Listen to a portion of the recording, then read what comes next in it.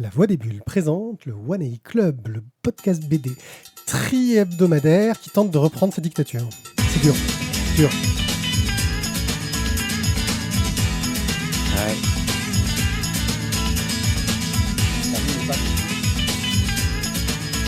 La rime quoi. Dur, dur.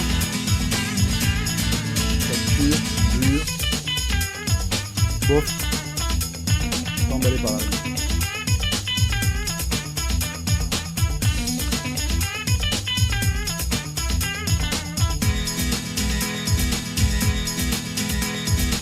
Coucou les gens et bienvenue au One A Club, un podcast qui vous parle de bande dessinée. Et je reviens après avoir été viré lâchement, même si j'étais toujours en coulisses. J'avais été mis au cachot à gérer la technique pendant 3 difficiles semaines, mais vraiment très très difficiles, où l'on m'a tenu au silence. Nous, on était bien. J'avoue que j'ai tenté de me bien. venger, Ouais, mais ouais. c'est vraiment très dur de les tenir au silence. Alors, on a mis en place un vote sur le site Ouais. pour savoir si vous voulez voir Pierrick revenir. C'est ça. Voilà. Ouais. Et on ne veut pas dire ça non plus, mais on a un peu créé des bots pour voter. Voilà, beaucoup de bots. Bienvenue aux bots qui nous sait. Donc je suis One Pied. Pour m'accompagner, j'ai Je suis saturé, le, Pierrick. le Et peut-être que nous aussi, en fait. Oui, non, c'est correct. J'ai le terroriste ludite Guillaume. Salut Guillaume, Salut tout le pour nous monde. accompagner. J'ai le chef syndicaliste Thierry. Nous revendiquons. Voilà, et le roi de l'opposition Je ne suis pas d'accord. Mathieu. Voilà. Il s'oppose. Donc je suis très Je très bien vous demande entouré. de vous taire. Je suis très bien entouré. Je vous demande Et nous allons vous parler de c'est dégueulasse, mais ça Tati grésille. et le film sans fin, le royal fondement, la jeunesse d'Arsène Lupin, Cagliostro et la fin du run de Chip Zdarsky avec Daredevil numéro 2 et 3. Et nous finirons avec un petit œil sur un jeu de société qui se nomme Tanuki et qui explique notre retard en partie. Non, on était à l'heure. Oh, pas du tout. Notez tout de même que si vous nous écoutez, c'est aussi grâce au soutien de Matzeka, Chevon, Warloff, Stéphane, Cobal et Boob qui nous soutiennent sur Tipeee. Si vous voulez faire de même, vous allez sur tipeee avec 3e.com/la voix des bulles et ça vous permet de nous donner un café, une bière, un magnum de champagne. Vous avez totalement le choix de ce que vous voulez nous offrir pour soutenir nos émissions, nous permettre d'acheter du matériel, nous permettre de nous acheter du café, de la bière. Un magnum de cidre, ça existe, hein? Oui, Sûrement, mais perso, je préfère les magnums de bière quand même. Alors, moi, je connais le principe. D'abord, tu vides le magnum de vin. Après, tu remplis le magnum de vin avec du cidre. Et ben, ça fait un magnum de cidre. Jamais ça t'a oublié l'étape où tu te trompes et où tu mets le champagne d'abord. Et je Parce crois que du coup, il faut le revider. Ouh, c'est pas bête, ça. alors, rassurez-vous, ils font semblant. Hein. Vous pouvez continuer à nous offrir de l'alcool. Tout se passera J'y bien. vais, du whisky, c'est bon, on a une super recette de poulet au whisky. Et je crois qu'on va pouvoir démarrer. Avec Tati et le film Sans fin, scénarisé par Arnaud Le Gouefflec, dessiné et colorisé par Olivier Supio, qui est sorti chez Glénat pour 22,50 €, mon cher Thio. Et de quoi que ça nous parle d'après toi? De Tati et un film qui n'arrive pas à finir. C'est ça. Alors, Bon, voilà. C'était une superbe. Ah, c'était bien. Donc, de quoi ça nous parle? Forcément, donc, de Jacques Tati et forcément un petit peu aussi de Monsieur Hulot. Et donc de tous les films de Tati, de toute donc, sa production. Moi, ce que je note surtout, déjà, c'est une première, en fait, une couverture, en fait, qui je trouve géniale. Parce qu'elle est à la fois dans la petite ambiance de ce que peut avoir Tati, avec cette position, on va dire, qu'on retrouve toujours avec les mains dans le dos, penchées en avant, avec cette caméra qui... et là, le zoom, il est trop bien fait. La cam, elle est trop bien réglée, les gars. Je sais pas, je vois rien. Ah ben, c'est exact. Je te rappe sur le public non plus. Non, mais. Vas-y, continue. j'ai fais Ouais, comme vas-y. ça. T'as pas Là, de c'est bien, lumière t'as fait sur la ce mise au truc point, mais il faut grossir. Et donc, T'as pas du de coup, lumière là-dessus on va donc suivre en fait l'histoire de Jacques Tati, donc de sa naissance et ses débuts dans le musical, où ensuite on va le voir donc réaliser donc ses premiers films, et on va avoir donc plusieurs pages qui vont être donc à chaque fois séquencées avec donc les différents films et donc la production qu'il va faire pendant sa vie.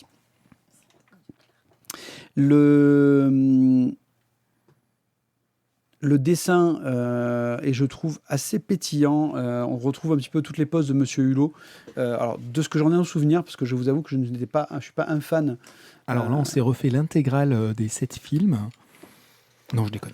Déjà, écoute, j'allais te dire, déjà, je trouve ça admirable. J'allais dire, c'est très pro de ta part. Du coup, là, je suis un petit peu au bord de ma vie. Ok. Donc, Quand c'est joyeux. alors, je me rappelle que les vacances de Monsieur Hulot que j'ai vu un soir en famille. Je vous raconte ça. C'est un petit peu, je vous raconte ma vie. Du coup, avec mes parents, tout ça, c'était. Et je vous avoue que j'avais un avis assez mitigé sur les vacances de Monsieur Hulot que je n'ai pas très bien compris. Ah, j'ai cru que tu allais me dire un Non, truc. j'allais juste couper le micro pour qu'on arrête d'entendre le café Carmu est parti. Vas-y, poursuis. Ah, ok. Non, je pensais que tu allais me dire un truc parce que du coup, tu allais me dire peut-être pourquoi est-ce que je ne l'ai pas compris. Oui. Mais voilà. Et donc, c'était un souvenir d'enfance, mais qui ne m'a pas très vraiment marqué. Après, j'ai trouvé ça très intéressant, ce bouquin, parce qu'on est vraiment sur le personnage de Jacques Tati. Et même si je ne connais pas toute son œuvre, dans tous les cas, le côté quand même personnage qui est quand même renommé, marquant pour le cinéma français et pour le cinéma international. Et je trouve que voilà, le dessin, et je trouve vraiment bien trouvé. Alors, c'est pas un trait qui est réaliste, clairement, mais on est sur un truc un peu caricatural, mais qui est très bien fait, qui est très drôle, avec des moments où aussi qui laisse, je trouve, un petit peu de la place justement, pour avoir un petit côté un peu onirique, un petit peu rêveur. Et on a des différents personnages, certains, alors Bertulon et Buffalo, les mecs qui en fait questionnent tout le temps les deux Dupont sur la portée voilà, qui sont philosophique toujours en train de lui poser des questions philosophiques sur sa vie, son œuvre et pourquoi est-ce qu'il fait tel film. Voilà, non, un bouquin intéressant en tout cas pour découvrir Jacques Tati. Et alors peut-être pour les vrais fans, découvrir des anecdotes sur les films aussi.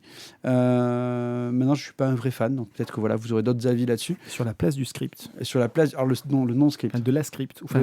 Bon, bref, voilà. la personne qui était là pour dire bonjour. Oui, et au mais c'est revoir, le CNC qui était là, pour checker quand même. Parce qu'il faut toujours checker quand même. Quand tu donnes des sous, on vérifie. Ça, c'est français, monsieur. Absolument, madame. La vérification, on en parlait tout à l'heure. On check. Voilà, donc quel est votre avis à vous donc, sur ce Tati ou la vie sans fin, Le film sans fin. la vie sans fin du film? Eh ben, j'étais à 2 doigts du coup de cœur. À 2 doigts. Ah, ok. Voilà. Ah non, parce que alors à la base, Tati, c'est pas forcément ma cam. Comment? Juste un doigt. Juste un doigt. Tu veux pas un whisky d'abord? Et du coup, vraiment, j'ai trouvé ça très bien fait, très bien raconté. C'est pas fondamentalement un réalisateur vers lequel je penche naturellement. Et pour autant, ça m'a donné envie. Voilà. Donc, c'est bien de parler de Monsieur Hulot. Là, en l'occurrence, ça donne envie d'aller voir pourquoi les gens ont eu cet engouement-là.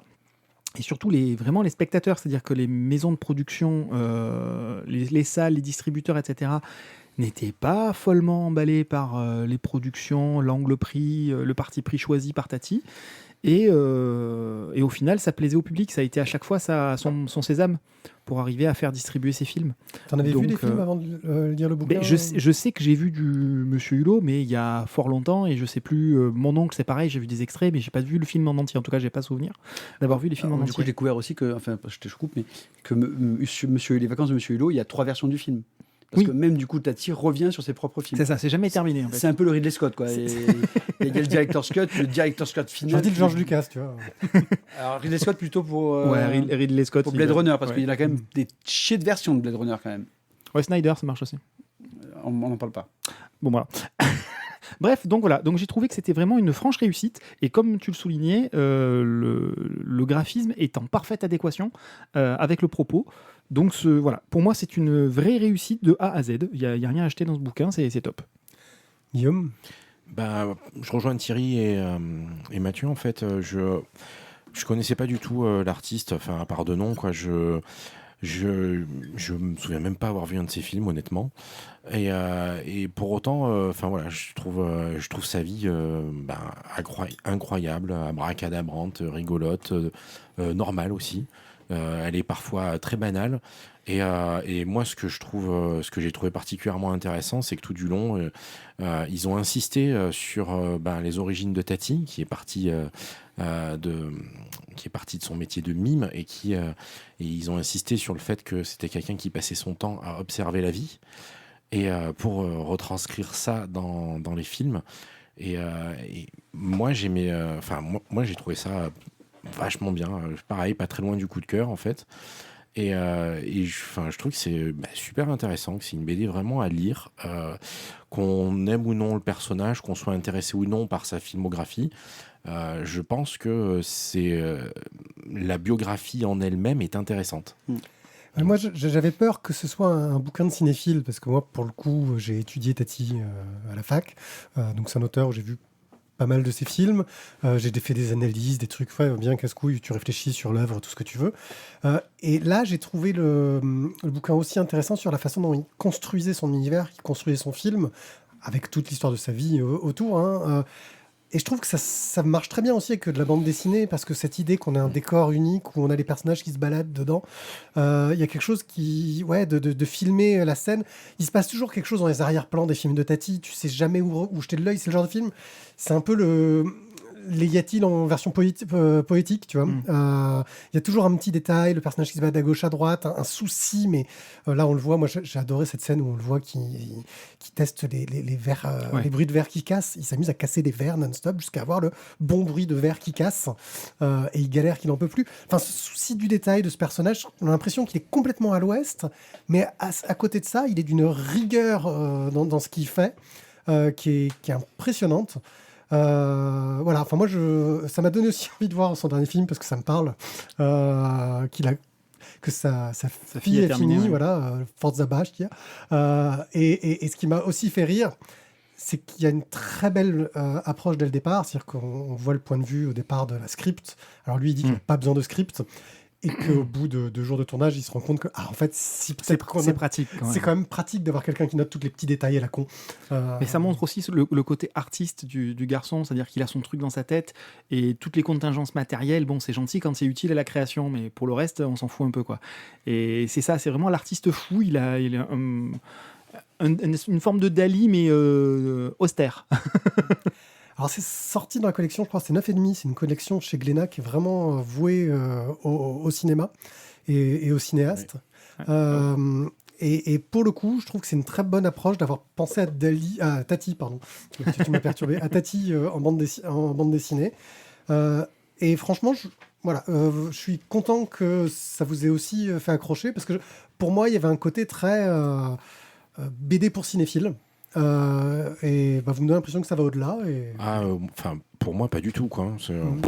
Non, c'est vraiment sans connaître Tati, je trouve la BD vraiment, pas sans connaître son œuvre et tout ça, ou sa façon de faire. Au contraire, je trouve que c'est une bonne façon de découvrir et de rencontrer le personnage, parce que pour moi, ça s'adresse pas du tout à des experts. Et en même temps, les experts peuvent trouver ça intéressant parce que ils insistent bien sur certains petits points tout en restant à la portée de tout Ça le vous a monde. donné envie de voir Oui, le oui, film clairement. d'un coup, là Il y en a clairement. bien peut-être pas toute la filmographie, Non, mais pas je la suis quand filmo, même assez mais, curieux de voir le fameux monsieur Hublot et puis Hulot, pardon. Mais Pas pas le Nicolas. petit Hublot. Playtime est vachement bien. Playtime est Celui qui me tente le moins, c'est Trafic. Mais tu vois, même ça, c'est-à-dire que dans le travail graphique du bouquin, on travaille à la façon de Tati. On a voulu montrer les éléments, comment Tati les avait pensés dans ses films. Et donc voilà, il y a un vrai travail graphique derrière. C'est pour ça que c'est pas simplement encyclopédique sur l'œuvre de Tati. Donc voilà, un chouette bouquin. Tati et le film sans fin d'Arnaud Le Gouefflec et Olivier Suppiot chez Glénat pour 22,50 €. Allons maintenant au fond des choses avec le Royal Fondement, scénarisé par Philippe Charlot, dessiné par Eric Hupsch et colorisé par Orlan Chambert, qui est sorti chez Grand Angle pour 16,90 €. Nous t'écoutons, Guillaume. On voit, C'était moi. on voit les sujets qui te tentent. Alors, écoute, non, pour anecdote, pourquoi celui-ci ? Parce que, indépendamment des petits problèmes techniques qu'on a eus, vous l'aviez sous le coude, c'était parfait. Et c'est un bouquin que je voulais lire parce que un de mes amis auteurs avait un projet de faire un bouquin sur le même sujet. Et puis finalement, il s'est fait coiffer au poteau. Et donc, je me suis dit, pourquoi pas ? Et donc voilà, le Royal Fondement. Donc ça part du fait historique réel que notre ami Louis XIV a donc été affublé d'une fistule dans le fondement, et que Je comprends pas, ça veut dire quoi? Anal. voilà. Ah, mal. Et donc, bien sûr, c'est le roi, il faut arriver à le soigner, mais tout ce qui est plus conventionnel, ça marche pas vraiment. Et donc, il va falloir se poser la question de l'opération. Et donc, il faut faire venir les chirurgiens, et voilà. Bref, Faut une approche novatrice. c'est ça, une approche novatrice. Trouver un nouvel angle. Trouver un nouvel angle. Comment on va faire pour que le roi y survive? Parce que bien entendu, si on tue le roi, c'est clairement pas sûr qu'on y survive. Ouais, c'est pas bon sur le CV ça. Et voilà. Et va se rajouter là-dedans donc le côté, pour le coup, moins historique du personnage principal dont j'ai encore oublié le nom parce que je suis trop nul. Je suis désolé. Personnage principal, on va Le jeune Voilà, Geoffroy. le jeune Geoffroy. Sganarelle. Qui en fait Scaping. est donc fils de boucher. Donc chirurgien de son état. Et qui lui est barbier et s'intéresse à la chirurgie, puisqu'à l'époque les barbiers sont chirurgiens ou chirurgiens barbiers au choix, c'est pareil. Et donc on va suivre les péripéties de ce jeune homme issu de la basse société qui se retrouve au bon endroit, au bon moment ou au mauvais endroit, au mauvais moment en fonction du truc, et qui grâce à ça va devenir l'apprenti du chirurgien du roi et peut-être même devoir participer à l'opération du roi.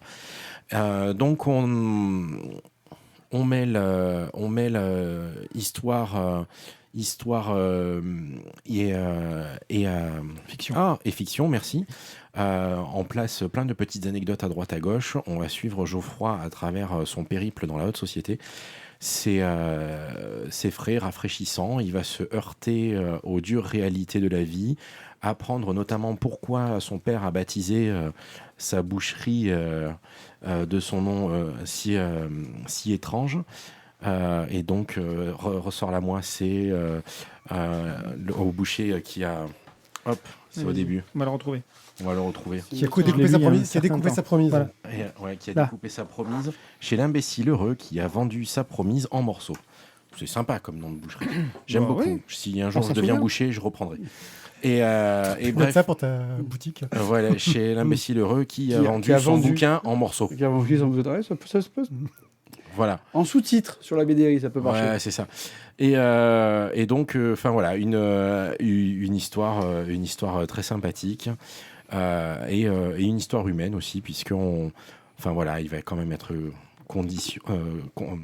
question de ce qu'on est prêt à abandonner pour avoir ce qu'on souhaite, et est-ce que c'est vraiment ce qu'on souhaite ou non. Enfin bref, un sujet assez classique, mais plutôt bien abordé.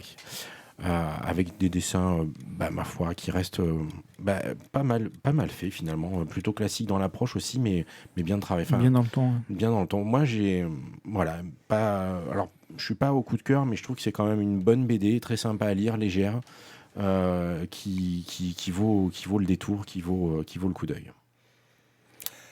À vous les studios. Thio.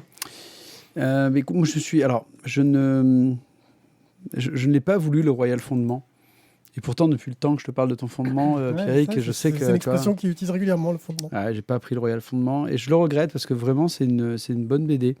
J'ai trouvé qu'il y avait un petit côté ridicule, comme le film, voilà, ridicule. Justement, Les dialogues sont... l'arrivée justement de Geoffrey à la cour où il se retrouve finalement dans une situation où il n'a pas toujours les codes de cette cour et cette façon de faire, et il a cette naïveté, cette fraîcheur face du coup aux nobles qui eux sont toujours dans le bon mot, le compromis, la traîtrise, et trouver toujours le petit truc pour piquer, pour être... lui il l'a pas en fait, parce que lui il s'en fout de tout ça, ça lui passe vraiment au-dessus de la tête, et je trouve que voilà, les dialogues des fois entre lui et moi je crois que l'apprentissage qu'il fait avec le chirurgien, c'est excellent. Les dialogues entre lui et le chirurgien et les assistants du chirurgien, parce que lui, du coup, Geoffrey parle aux assistants, alors que le chirurgien, lui, il leur parle pas, il s'en fout. Mais vraiment une très bonne BD. Alors, je suis d'accord, je n'irai pas au coup de cœur, mais une très très bonne surprise et un bouquin très drôle. Pas grand chose à ajouter, effectivement, c'est très très drôle. Moi, j'aime beaucoup le décalage qu'il y a entre les médecins. Si on peut appeler ça des médecins, c'est des espèces de charlots, mais qui ont pignon sur rue parce que ce sont les médecins du roi. De médecine quand même. Ouais, voilà, c'est ça. De chirurgie. Franchement, mis à part mettre des sangsues, mettre des ventouses, faire des lavements, donner 3 herbes et demie. Enfin voilà, c'est des gros charlots. Tu mets ton cul dans les myrtilles aussi. Ouais, mais c'est rafraîchissant. Ouais, et le lavement au vinaigre, s'il te plaît. Oui, voilà, mais ça nettoie. Ça clarifie. Je garde ce son. Je ferai quelque chose. Celui-là, il doit faire douloureux quand même, un lavement au C'est vinaigre. le vinaigre Ça analsamique. dépend, est-ce qu'il y a une plaie ou pas? Si t'as une plaie, à mon avis, tu dois la sentir. Tu dois pouvoir dire à quelle hauteur elle est dans le gros colon, tu vois. Ouais. Ouais, Ah, non, ouf. c'est vraiment, je le trouve très drôle ce personnage parce que il est loin d'être idiot, mais on le fait passer pour un idiot ou il joue à l'idiot. Bah, il y a un côté il y a très un peu de bouffon quand tu regardes en fait. Si il a, c'est limite comme ça que le recrute Louis XIV en fait. C'est ça. C'est limite son bouffon pour le coup. C'est ça. Moi, j'ai bien aimé ce côté insertion de la grande histoire dans la petite histoire. La petite histoire dans la grande histoire, pardon. Mais il est toujours question d'insertion, hein. Toujours à tout moment. Et parce que je trouve qu'il y a plusieurs niveaux. Il y a ce personnage de fiction de Geoffroy qui apparaît comme l'apprenti, etc. Mais on a aussi un côté, pour le coup, histoire de la médecine. Comment est-ce que la médecine fonctionnait à l'époque, comment elle évoluait. Il y a cette histoire de complot au milieu qui nous parle aussi d'autres faits historiques qui passent à côté. Voilà. Le dossier, à la fin, est plutôt bien écrit parce que c'est bourré de petits détails en plus où ils expliquent voilà, le fait historique qu'on allait chercher pour pouvoir l'adapter. Moi, c'est un très très bon album. Si vous avez quelqu'un qui un jour doit se faire opérer de l'anus au frais de vie, franchement, ça le fera au moins rire un peu. Et ça lui dira que, heureusement, la science a bien progressé.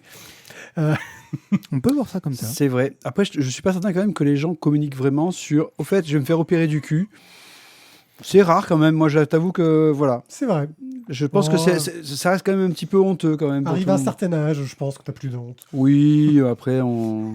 Arrive à un certain âge, de toute façon, t'as la fibroscopie, t'as Quand coloscopie. t'as un ami qui vient te voir en te disant c'est bon, maintenant je tutoie mon je sais plus comment on appelle ça, log. Oui. Mon proctologue. Mon proctologue. Voilà, c'est ça que va, du ok, coup, c'est bon, il y est passé. Il y est passé. Quand tu commences à te faire tatouer des centimètres à partir de là, C'est. Le Royal Fondement, Non, mais c'est vrai, ça crée du lien toujours. ça crée du lien. magnifiquement écrit par Philippe Charlot, aussi joliment dessiné par Eric Hupsch avec des belles couleurs d'Orlan Chambert chez Grand Angle pour 16 €. Du coup, je réalise. Hupsch, c'est celui de Merlin Oui, c'est lui. Ouais. Ouais. Ah, ça y est. Ah, t'as toute la collecte et tout. Ouais, ça, j'ai- Je le préfère là-dessus pour le coup, mais Oui, après, c'était assez inégal le Merlin, mais enfin bon. Là, il est très bien en tout cas. Ça, je trouve que c'est vraiment chouette. Ça veut dire on passe à la suite en fait. Non, mais j'ai entendu dans vos casques. La jeunesse d'Arsène Lupin, Cagliostro, scénarisé par Jérôme Eo, d'après Maurice Leblanc, dessiné par Michael Minerbe, colorisé par Massimo Malosso, c'est chez Grand Angle, mais aussi Orep Édition, j'ai cru le voir, pour 16,90 €. Je suis pas au courant de vos répétitions. Je t'en Donc prie. effectivement, nous allons parler d'Arsène Lupin, donc un jeune homme fougueux. Et oui, puisqu'on est dans la jeunesse d'Arsène Lupin, donc un jeune homme fougueux, impétueux, aventurier, Arsène Lupin est promis à une certaine Clarisse d'Etigues. Bon, il enquête sur son futur beau-père et Arsène déjoue une espèce de tentative de meurtre dans une barque qui était prête à couler. Il trouve une certaine Joséphine de Balsamo, ceux qui suivent un peu Arsène Lupin, voilà, vous savez quel personnage ça peut être, qui est en bien fâcheuse posture. Il lui offre donc la liberté, il apprend que ses ravisseurs et potentiellement ses assassins la prennent en réalité pour la comtesse de Cagliostro, une sorcière centenaire, charmeuse et sanguinaire. Ne prêtant guère attention à cette rumeur, le gentleman continue sa recherche d'un objet inestimable qui, en fin de compte, serait lié à la quête de Joséphine. L'objet de cette recherche sont des diamants d'une valeur absolument inestimable et qui étaient dissimulés aux yeux de tous dans la campagne normande. Course contre la montre, complot, faux semblants, Arsène va devoir redoubler d'ingéniosité, de filouterie, pour lever le voile sur un mystère jalousement gardé depuis de nombreuses années. On est donc sur une BD enquête, voilà, avec un peu d'action, pas mal de rebondissements, un peu d'ésotérisme dissimulé au démarrage, voilà. Et donc, on surfe un peu sur la vague du Lupin de Netflix. Hein. On a plusieurs bouquins qui sont sortis là-dessus. Lupin contre Sherlock Holmes. Et voilà, on est un petit peu dans cette veine-là. Cette chasse au trésor inventive est menée tambour battant. C'est pas sans rappeler un petit peu, justement, du Sherlock Holmes. Le divertissement est assez réjouissant à suivre. Moi, j'ai passé un bon moment à la lecture. La fin n'est pas dénuée d'intérêt non plus. Donc, c'est pas l'album de l'année à mon sens, mais ça reste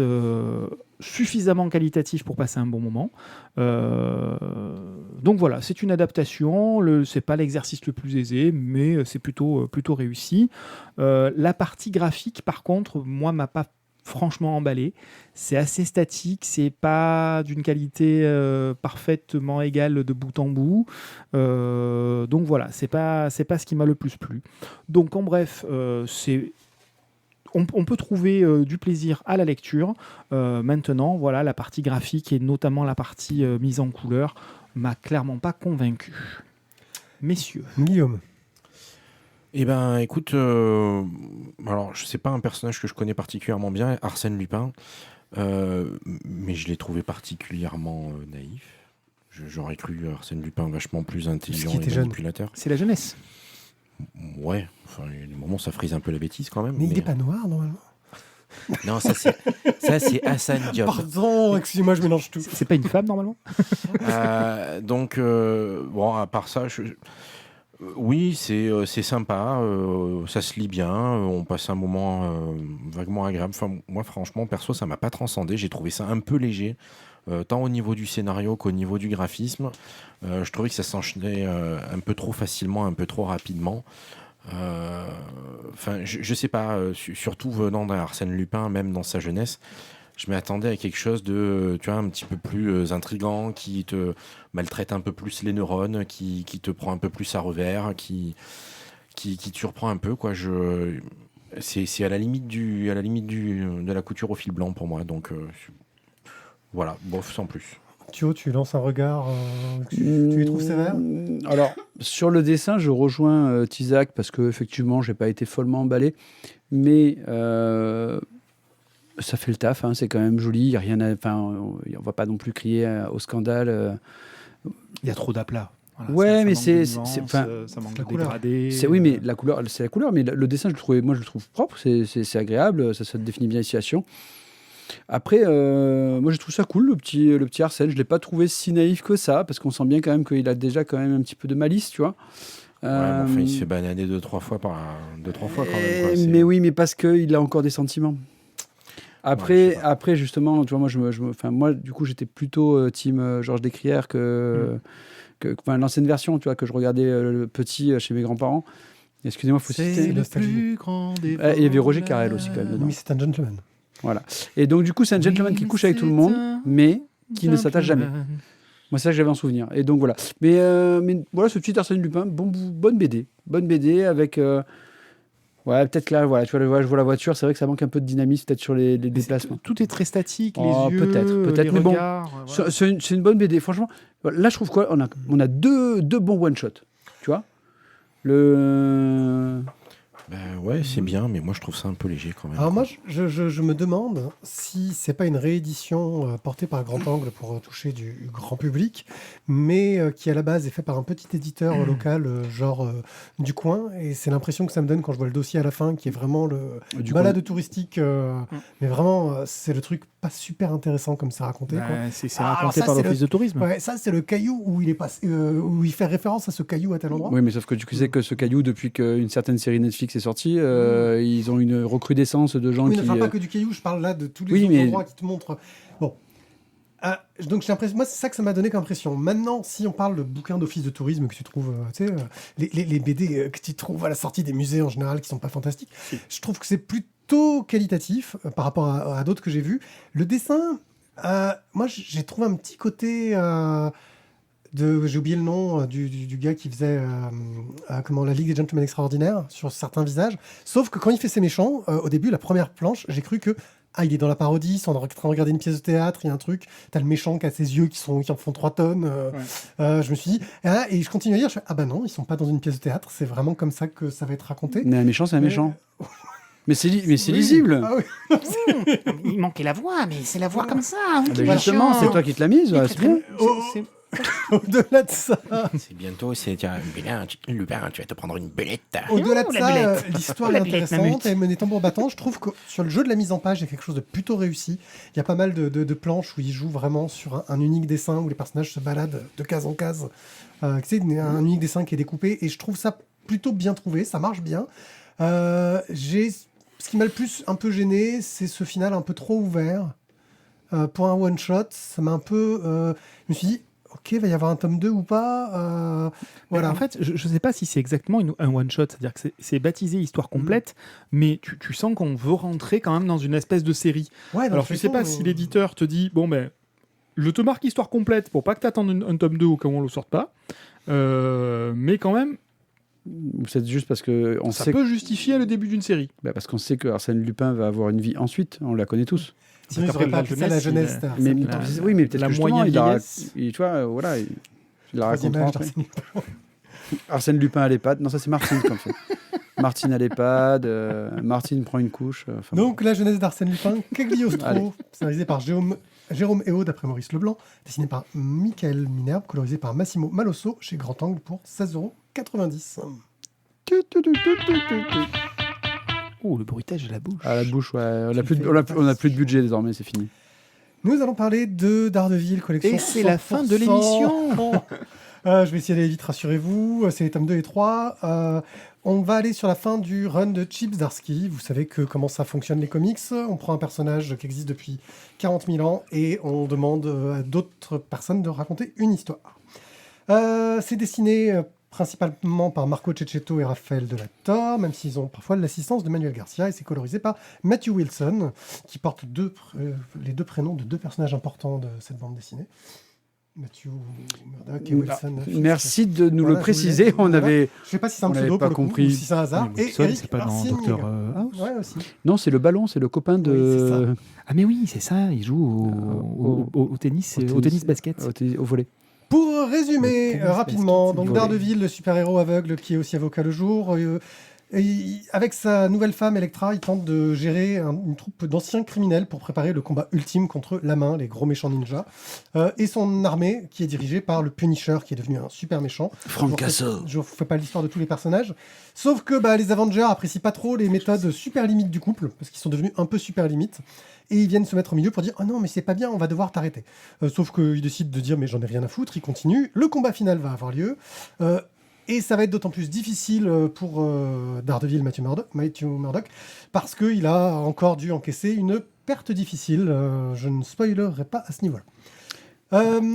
Mon Dieu, il a perdu son père. Ça arrive il y a trop- Déjà, il a perdu le baston masque déjà, parce que désormais, maintenant que vu qu'il s'est laissé pousser la barbe, Ouais. c'est fini masque Ouais, mais intégral. ça grattait sinon. Ah bah oui. Surtout, ça rentrait pas. Au niveau des dessins, moi j'aime beaucoup le style de Cecchetto. Je trouve que son dessin, il déchire. Les artistes bouche-trou, je dirais, qui sont Raphaël de la Torre et Emmanuel Garcia, ils assurent aussi. Il y a un ton sombre qui reste réaliste. Ça a Les quand même une- artistes bouche-trou. Ouais, en C'est gros... pas gentil, ça. Bah oui, mais c'est un peu le principe Et des gros surtout après écrivains. le Royal Fondement. Oui. Non. C'est pour rester dans la thématique. C'est pour rester dans la thématique. Moi, je t'aurais dit, quand tu vois la qualité du dessin dans Daredevil et la qualité du dessin sur le Cagliostro qu'on vient de lire, si tu veux. Oui.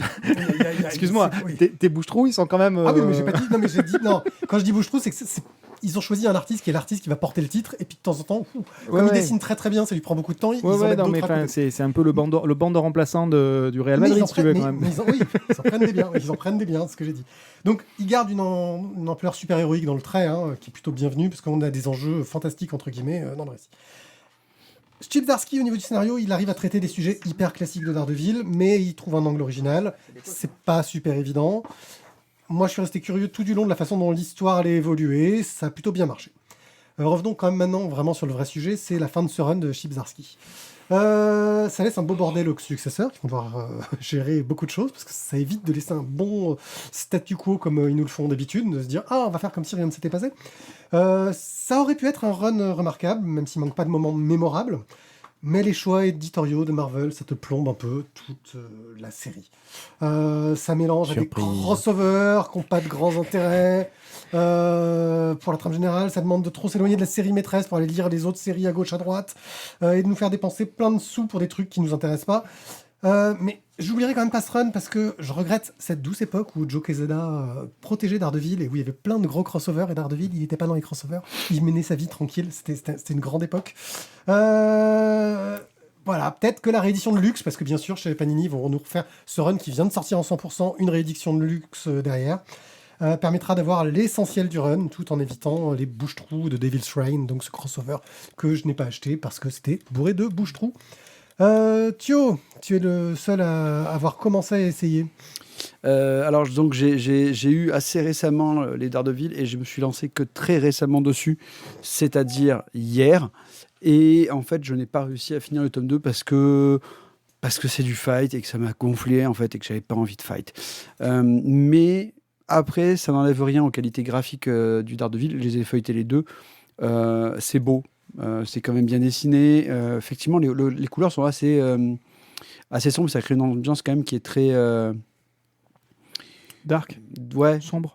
dark. Vraiment, tu sens qu'en fait, on n'est pas dans la joie de vivre, quoi. C'est pas happy hour. Hein.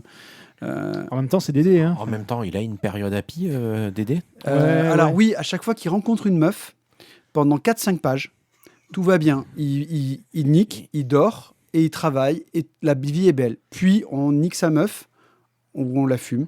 Then Et- they fuck, then they fight. Et ensuite ça fight. Et ça dure que 3-4 pages sur les Daredevil. Ouais, t'as un gros scénar. Ouais, c'est vrai que finalement, vu comme ça, c'était pas si... Mais là, il a trouvé une certaine stabilité de couple là, avec la C'est vrai. pour le coup. Mais en fait, il a choisi une meuf qui peut se défendre. Donc du coup, on peut pas la tuer facilement. Et, Then they fuck, et- then they fight together. Ouais. et puis surtout, elle est suffisamment bunkable pour qu'on puisse pas se permettre de la buter comme ça, C'est ça. chez Marvel.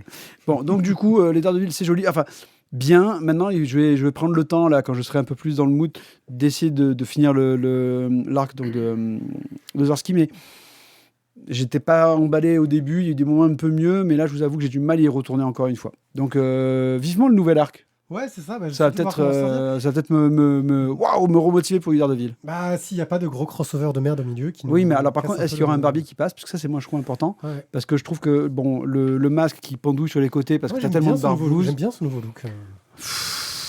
Dans un tribunal, ça passe pas. Non, mais on C'est dirait ce un que mec des j'allais forces dire. spéciales, quoi. Regarde, le dernier qui a fait ça, on l'a nommé ministre de la Justice. Ah ouais, ça craint. Faut faire gaffe. Mais il n'était pas aveugle. Enfin, Alors, un si, peu. parce que la justice est aveugle. aveugle, c'est vrai. Oh, mais j'avais jamais pensé. Ah, mon Dieu, Daredevil, c'est ça en fait. Oui, c'est un truc de dingue. Chip Zdarsky, Marco Cecchetto, Raphaël Delator, Manuel Garcia, Matthew Wilson, Eric Arciniega chez C'est Panini le Comics. café philo avec Tizak. Pour 16 ou 18 euros en fonction du Tous les mercredis. tome. Un œil sur Heureusement qu'on n'a pas analysé le Royal Tanuki. Fondement. Non, ouais. Un jeu de société de Cole Smith illustré par Catalyst Labs, sorti chez Synapse Games. Guillaume, de quoi ça nous parle que Tanuki? Ouais, lisez bien ce qui est écrit sous Tanuki. Alors, je vais donc faire la lecture. Un jeu de Kuba entre samouraï, geisha, ninja et autres mignons personnages poilus. C'est sûr que samouraï, ninja, on pense à mignon de suite. Donc Tanuki, c'est un jeu de cartes où on va se faire joyeusement des amis. L'idée, c'est simplement de collecter un maximum de bambous représentés par des pions. Ah, j'ai oublié de virer ce truc-là dégueulasse. Les petits jetons. Des petits jetons que vous voyez juste là. Hop. Enfin, Bon, c'est quand- des trucs en carton c'est rond, des quoi. trucs en carton, pardon. Vous avez des petites planches punchable, là, comme on dit. Des règles qui tiennent en gros sur cette ligne, même si Thierry a mis pas loin d'une demi-heure à les lire. Mais j'avais pas mes lunettes. Ce qui Voilà. parlait beaucoup aussi. Des cartes personnages, des cartes actions, et le principe est très simple. À chaque tour, vous jouez une carte. Soit vous grossissez les personnages dans votre jardin pour engranger plus de bambou tous les tours, soit vous allez les piquer chez les autres, vous en détruisez. C'est ça qui est bon. Bref, vous vous faites plein d'amis. C'est un jeu très simple dans la mécanique. La blague, c'est de dire que les règles tiennent au dos de la boîte. Pardon, dans le bon sens, c'est mieux. Et effectivement, les règles tiennent au dos de la boîte. Ouais. Donc, on a testé ça. C'est des parties assez rapides. 10 minutes, un quart d'heure, 20 minutes. Allez, potentiellement 25 minutes si vous prenez votre temps pour jouer. Et Oui, que les, et que les cartes et que de les fin de cartes, tour, elles fin arrivent de très tour, loin. elles arrivent très Chose qui loin. nous est arrivée, nous. Hein. On Ouais, est allé ouais. au bout du tas, quoi. Ouais, c'est marrant. Et donc, voilà, une mécanique sympathique. On peut prendre ça en main avec les enfants à partir de 7 ans. J'ai testé ça avec mes ados tout à l'heure, on s'est bien marré. J'ai testé ça avec les autres ados tout à pardon. l'heure, on s'est bien marré aussi. On n'est pas tes ados. On est des On est les autres. Et donc, voilà, un petit jeu mignon, sympathique, avec un design tout choupi, pour se faire plein de potes. Voilà. Un jeu pour des amis. Tanuki, chez Synapse Games. Merci de nous avoir écoutés, c'était un grand plaisir. Si vous voulez savoir ce qu'on fait, sachez que notre cher Guillaume est à la BDerie à Aix, une boutique de BD, mais qui est aussi une boutique de jeux de société, de jeux de rôle. Je sais plus, qu'est-ce que vous allez vendre bientôt comme nouveau truc? Il faut bientôt faire des sushis. Vu que la cave à bière a fermé dans la rue, j'envisage. ils ont fermé Oui, parce qu'en fait, le magasin était plus rentable. Donc, ils sont restés sur les gros magasins à Bouc et à Aubagne. D'accord. Non, je m'inquiète pas pour eux, ils vont continuer. Mais ailleurs. Non, c'est dommage. Mais ailleurs, le magasin. Et du coup, vous allez boire quoi, vous? Eh ben, toujours de la bière. Non, parce que t'as toujours pas de robinet d'eau. Non, il s'en rend pas. Attends, le plombier, il arrive pas à le réparer. Sérieux, c'est pénible. Vous En même temps, avez tu l'as branché Thio sur la qui tirage à est bière. sur Instagram, sur la galerie de Mathieu, et qui nous a fait un très très joli tableau récemment. Tizak est dans sa classe à traumatiser des élèves. Non, pas Moi, vous pouvez me retrouver sur La Voix des Bulles ou Wanaïpier sur à peu près tous les réseaux sociaux. Ou à la fac où ils traumatisent les étudiants. Oui, je traumatise Les enseignants aussi, d'ailleurs. Oui, je traumatise tout le monde. C'est mon rôle, c'est mon but, c'est mon travail dans la vie. Et sur ce, je crois qu'on se retrouve tout de suite pour ceux qui nous écoutent en live. Et puis Bonsoir les bots. dans une semaine pour ceux qui nous écoutent pas en live. Et peut-être tout de suite, si vous enchaînez, si vous écoutez le replay sur Twitch, parce qu'il y a un replay aussi. Comme ça, vous avez toutes les conneries qu'on dit avant d'enregistrer. Et puis je crois que j'ai dit tout ce qu'il y avait à dire. Et c'est là que je dis ciao, ciao. Ciao, ciao. Bye. Bye bye. À bientôt.